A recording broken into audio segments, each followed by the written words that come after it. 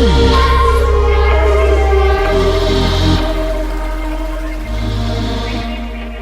right, when and why do we use Squarespace to build websites for our clients? First off, we don't always use Squarespace. In fact, right now we're right in the middle of a full stack development for a golf instructor that has its own API, has its own database, has its own unique strings for information.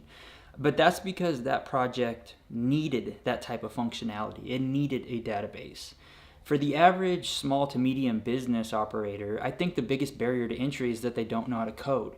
They're not engineers, they're not developers. So they get a website built for them, and it might look beautiful, best case scenario, and then it's handed over to them, and then what do they do? Getting a website built for you and not continuing to operate it is a massive failure. So with Squarespace, with a little bit of education, our goal is to really handle the creative, handle the user experience, do all the things that are unique to people who specialize in what we do at Foresight, but then the ultimate goal is to hand it over to the client and have them to be able to utilize the internet, to be able to set up their own lead forms, to be able to set up their own lead pages, to be able to understand the interaction between your website and a social media.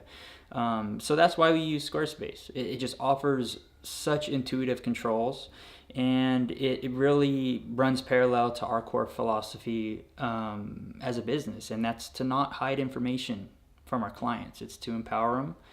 It's to make them more self-sustainable business people and to really help them leverage the internet.